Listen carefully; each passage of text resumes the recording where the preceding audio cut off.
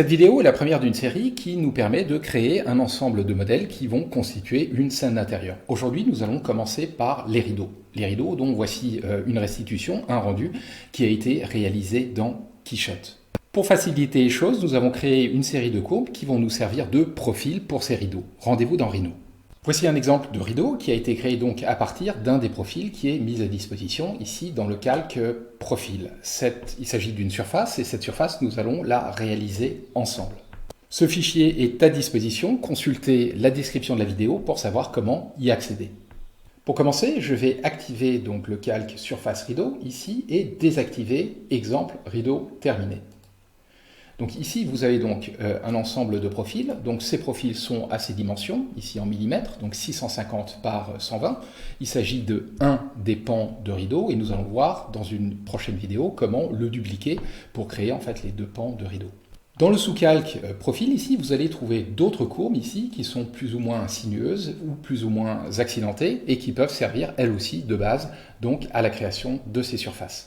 Donc ici, nous allons travailler sur le profil. Donc je désactive ici la visibilité des autres calques. Voilà, je m'assure que surface rideau est activée et nous allons commencer par réaliser donc une extrusion à partir de cette courbe. Pour créer la surface, je vais réaliser une extrusion. Pour ça, je me tourne vers les outils de création de surface. Surface ici, extruder une courbe droite. Je sélectionne ma courbe, entrée. Et donc là, je vais préciser la distance d'extrusion, donc la hauteur de rideau, 2500 mm, soit 2,50 m, entrée. Pour afficher le rideau dans ma scène, j'effectue ici un clic gauche, zoom étendu.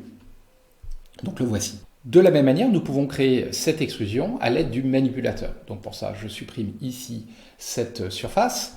Et là, zoom fenêtre, je zoome. Donc j'active ici en bas à gauche mon manipulateur. Je sélectionne ma courbe ici. Et donc là, apparaît donc le manipulateur et ici j'ai un cercle, une sphère bleue. Donc il s'agit de la distance d'extrusion.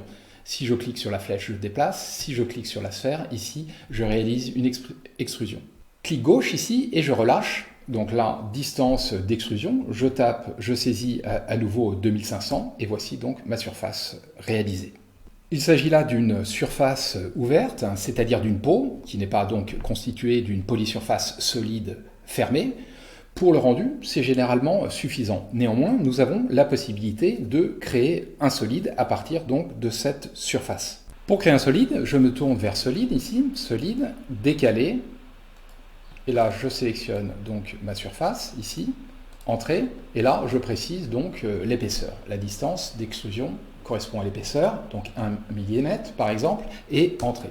Donc ici, j'ai créé une voilure, un rideau d'épaisseur 1 mm. Je reviens en arrière ici, dans la mesure où, encore une fois, il n'est pas nécessaire de créer un solide pour réaliser donc un rendu de rideau. Ici, CTRL Z pour revenir en arrière.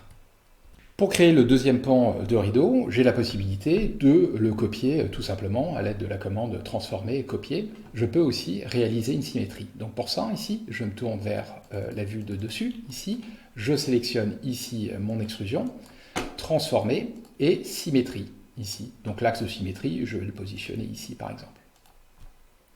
Donc là, ensuite, possibilité de le déplacer ici ou non, de façon à créer une légère superimposition ici dans cette direction. Cette vidéo touche à sa fin, donc voici le modèle de rideau réalisé dans la vue de perspective. Dans une prochaine vidéo, je vous montrerai comment lui donner un effet oblique pour un peu plus de réalisme. J'active ici le calque surface rideau oblique.